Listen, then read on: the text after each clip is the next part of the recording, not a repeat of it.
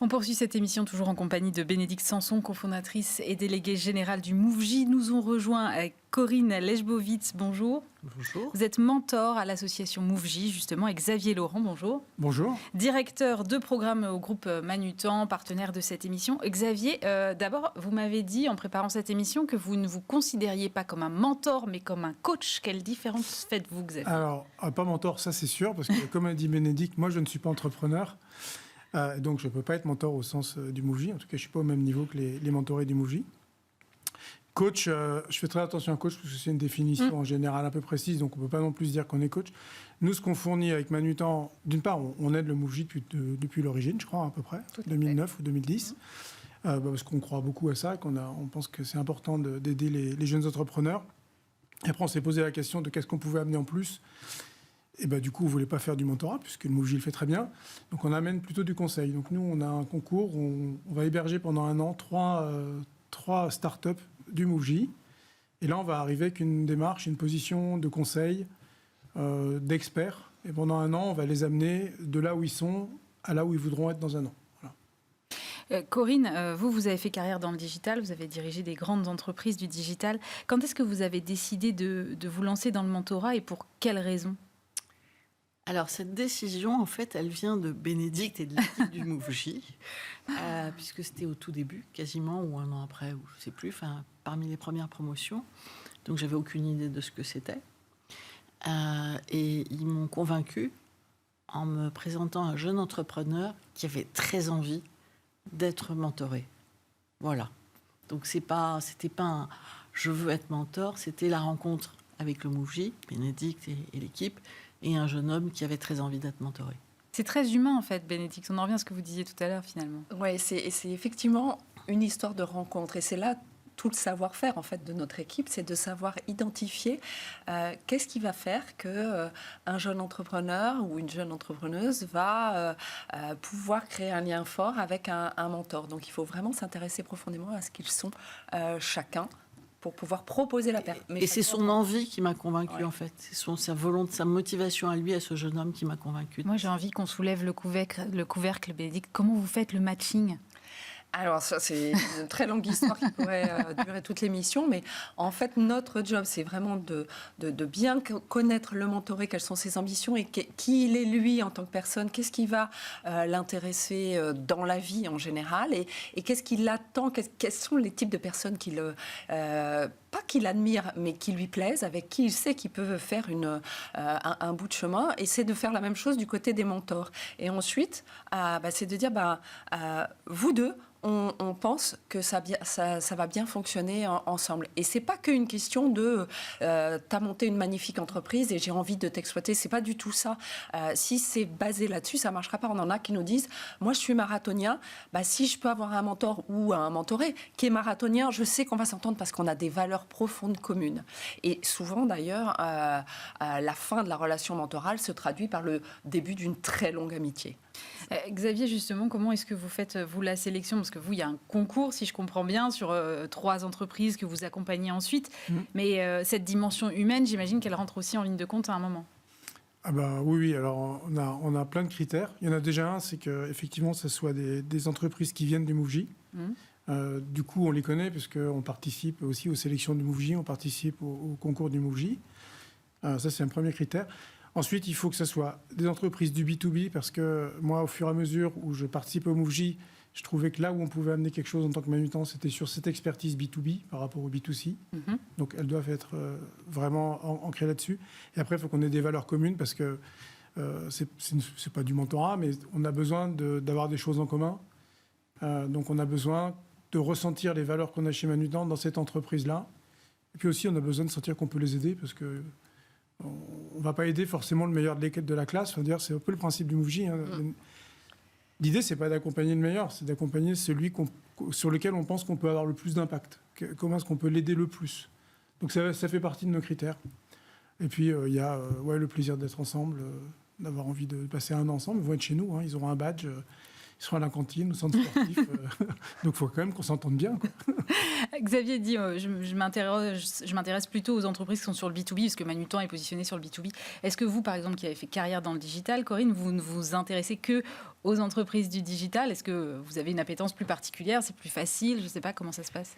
J'avoue que c'est un secteur qui continue à me passionner et que donc j'ai eu la chance de mentorer des gens qui étaient à chaque fois dans le digital, B2B et B2C, et que, si vous voulez, ça crée quand même, ça facilite le démarrage, parce qu'ils nous racontent des trucs et on comprend de quoi ils parlent.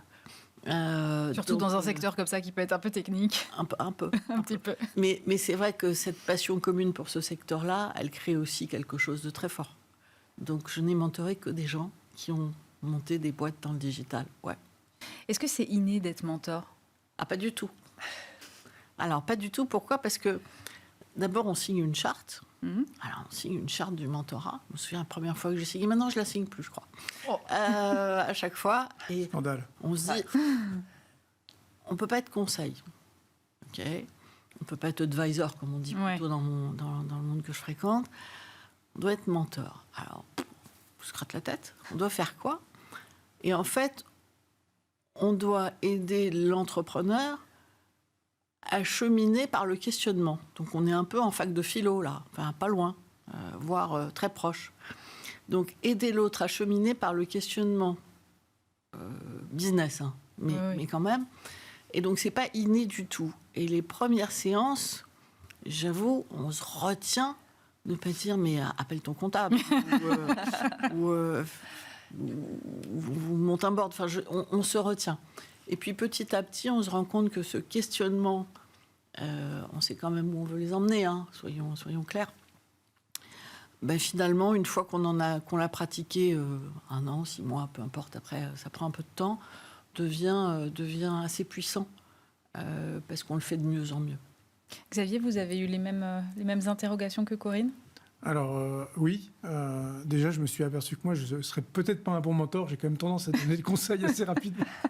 Et donc le rôle qu'on s'est donné chez Manutan, c'est pas forcément un rôle de conseil, parce que l'idée c'est pas d'avoir raison par rapport à... Mais c'est plutôt nous d'apporter de l'expertise et de ne pas venir en concurrence du Mouji, puisqu'il y a déjà un mentor, donc ce ne serait pas une bonne idée d'être un deuxième mentor. Enfin, voilà. Le mentor, il va donner beaucoup de recul, il va lui permettre de se questionner lui-même. Nous, on va plutôt l'aider à passer des étapes dans la vie de l'entreprise. Donc on est un peu l'inverse du mentor, mais c'est un peu le positionnement qu'on s'était donné en disant qu'est-ce qu'on peut amener de plus que le mentorat? Nous, ils sont chez nous pendant 1 an, et donc on fait un bilan au début pour les lauréats. T'en es là, où est-ce que tu veux être dans 1 an? Ok, on va t'aider à être là-bas dans 1 an. Donc c'est pas du mentorat. Mais par contre, ça va derrière. Ouais. Et Aurélie, si je peux me permettre de tenir cette posture de mentor, c'est quelque chose qui est extrêmement compliqué. Et aujourd'hui, il n'y a pas un mentor, un entrepreneur qui rentre pour être mentor sans être formé à cette posture. Oui, c'était la question que j'allais vous poser. Comment vous voulez les accompagner? Parce que j'imagine bien que si on dit que ça n'est pas inné, il faut ce genre de formation, quoi. Voilà, donc ça n'est pas inné, il y a une formation. À l'issue des formations, on a régulièrement des entrepreneurs qui nous disent non, vraiment, ça n'est pas fait pour moi. Parce qu'on a envie, effectivement, de prendre le volant, de dire mais il faut que tu fasses ça, il faut que tu fasses comme ci, il faut que tu fasses comme ça.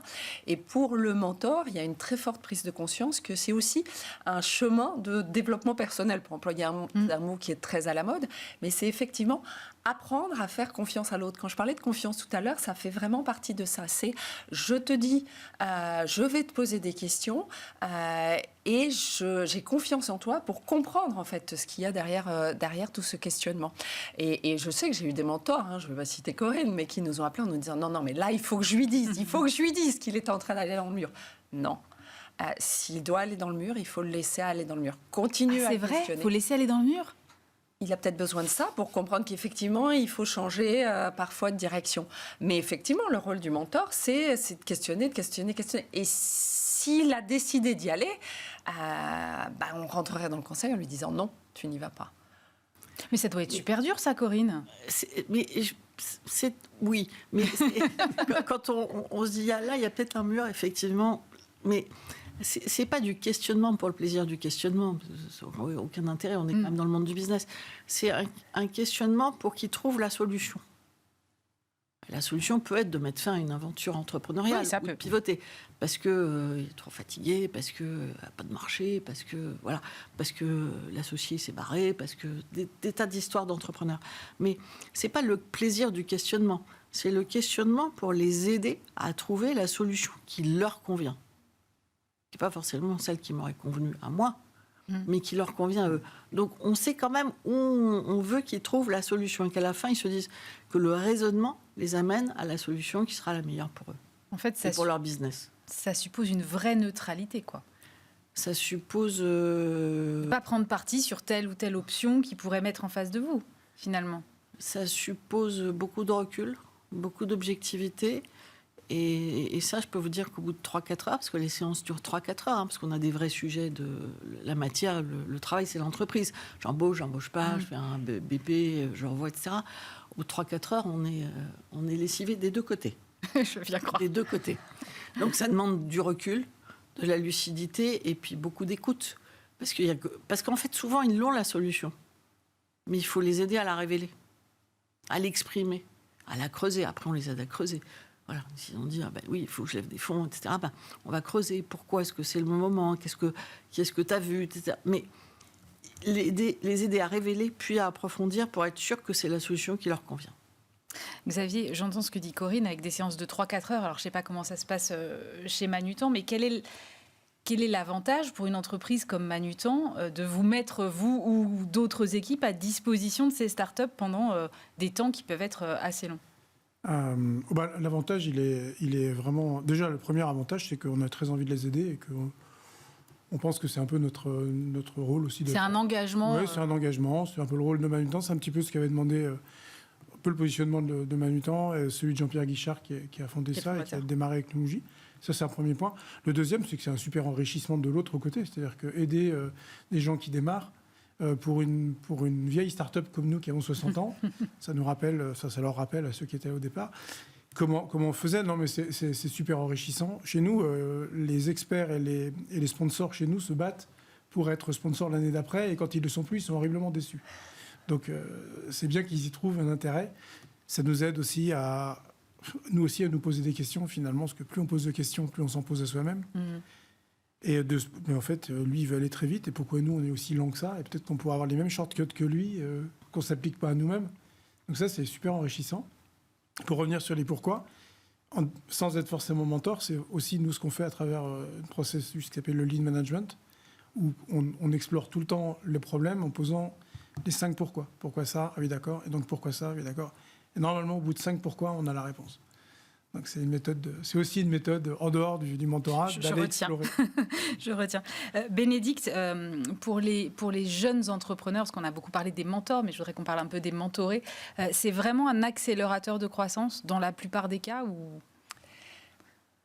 Ce qui est important déjà, c'est qu'on ne cherche pas forcément pour tous à accélérer la croissance. D'accord. C'est un accélérateur de sérénité pour l'entrepreneur. Et la sérénité, ça passe par l'atteinte de ses objectifs en diminuant le nombre de nuits blanches, tout simplement. Ce qui est déjà pas mal. Ce qui est déjà pas mal. Donc, pour un grand nombre, ça peut être c'est un accélérateur de croissance parce qu'effectivement, quand ils viennent nous voir, ils ont ce projet, ils ont envie d'avancer. Mais pour certains, c'est un accélérateur de prise de conscience qu'effectivement, il faut arrêter l'entreprise ou qu'il faut faire différemment ou que l'on n'est pas fait justement pour être dans cette croissance. Donc, ça va être un accélérateur de prise de conscience de ce que l'on est et de quelle est l'entreprise que l'on a envie de porter. Donc moi je le qualifierais plutôt comme ça, mais je suis sûre que Corinne a des exemples extrêmement puissants de jeunes entrepreneurs qu'elle a pu accompagner et qui ont pris conscience de certaines choses et qui ne sont pas forcément que de la croissance en fait. Ah oui, alors moi j'aimerais bien avoir des exemples, Corinne. D'accélérateur de croissance ou de belles histoires comme vient de le dire Bénédicte. Alors, tous les gens que j'ai pu accompagner, ils sont quand même dans la croissance et dans l'hypercroissance. En même temps, secteur du digital, potentiellement. Oui, potentiellement, c'est un secteur qui s'y prête. Qu'est-ce que je peux vous dire? Je peux vous dire que donc, dans la charte du mentorat, puisqu'on est, je crois que c'est important de le rappeler, on fait ça bénévolement. Et ce qui joue énormément, c'est qu'il n'y a justement pas d'intérêt financier. Donc, un mentoré, un jeune entrepreneur qui a un truc à dire, il ne sait pas comment le dire à son investisseur. Ça m'est arrivé une paire de fois. Il va tester, on va y travailler ensemble. Parce qu'effectivement, il ne peut pas le dire comme ça, ni à son client, ni à son invest. Donc voilà, donc il y a des phases comme ça où ils arrivent parce qu'ils savent qu'il y a qu'à son mentor qu'on peut dire certaines choses. Parce qu'il n'y a pas de lien financier. Donc l'intérêt, il est complètement aligné. Donc j'ai eu quelques séances de préparation à comment annoncer des nouvelles à des investisseurs. Et puis sinon, moi, ce qui me fait le plus plaisir, c'est que donc pendant 2 ans, oui, il n'y a pas d'intérêt financier. Et pendant 2 ans après, on n'a pas le droit d'avoir de relations commerciales, investisseurs, pendant les 2 ans qui suivent.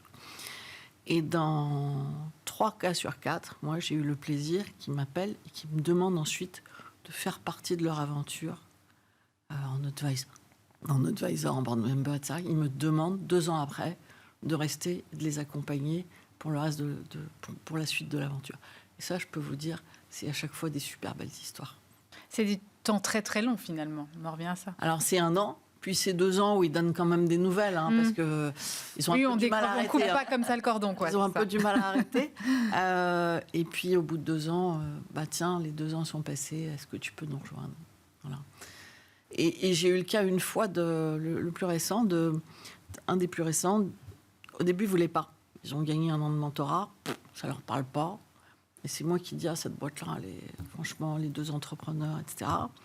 Je mets 2 mois à obtenir le rendez-vous avec eux pour la première séance de mentorat, mais je les vois toujours.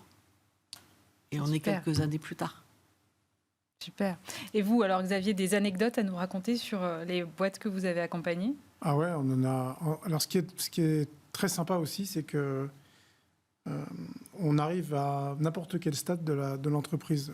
La première session de Move with Manutan, on avait Nora qui avait créé sa boîte peut-être 1 semaine avant d'avoir intégré le MoveJ. Ah oui, c'est short. Et donc ils sont arrivés chez nous, elle était très contente d'être chez nous parce qu'elle avait un bureau et un téléphone, ce qu'elle n'avait pas à part chez elle dans sa maison, mais pour leur entreprise. Donc on les a vraiment hébergés là pour le coup chez nous, ils faisaient leur rendez-vous client chez nous, donc ça c'était super. Et on a accompagné Nora après pendant 1 an, pendant cette année-là, mais on continue de la voir et on a le kick-off la semaine prochaine et c'est elle qui vient faire l'ouverture. Donc pareil, on a des alumni, ou je ne sais pas comment on peut appeler ça. Enfin, on s'est créé un réseau d'amis. Ça, c'est intéressant. On a eu aussi on a eu deux entrepreneurs qui ont levé des fonds à l'issue de leur passage chez Manutan. Donc on les a aidés à structurer leur entreprise. Et ensuite, cette structuration d'entreprise leur a permis de faire un deck qu'on a revu ensemble. Et ils ont été levés des fonds. Donc on a 2. Merci Yanis qui a levé. Et puis là, Manon qui vient également de lever. Donc ça, on est hyper fiers parce que en tout cas, on les a aidés. Je ne dis pas du tout que c'est grâce à nous, mais en tout cas, on les a aidés à passer ça. Et ça rejoint un peu cette idée de croissance, parce que c'est des entreprises qui se sont posées la question de comment elles allaient accélérer. Donc ça, c'était des super bonnes nouvelles. Et puis cette année, on a 3 nouveaux, donc on viendra les présenter bientôt. Avec plaisir. Bénédicte, moi, j'ai l'impression que tout ça est quand même assez vertueux, en tout cas ce qu'on en raconte ici aujourd'hui. Est-ce qu'on ne pourrait pas dupliquer ce modèle par exemple pour des jeunes qui débutent en entreprise ou pour... voilà, ça se fait un petit peu dans certains cas, mais c'est quand même pas très développé encore. Alors, merci Aurélie pour cette question, parce qu'effectivement, c'est notre sujet très chaud du moment, puisqu'on travaille depuis 2 ans et demi maintenant pour lancer ce même type d'accompagnement pour les jeunes dans leur prise de poste, parce que le monde de l'entreprise ne correspond pas du tout à l'idée qu'on s'en fait quand on démarre. Il y a beaucoup d'échecs. Le taux de rupture des CDI dans la première année est de 80% chez les jeunes, et ils partent avec une idée terrible en fait de ce qu'est le monde de l'entreprise et qui vient souvent d'une incompréhension mutuelle, chacun étant arc-bouté sur ce qu'il croit être la vérité.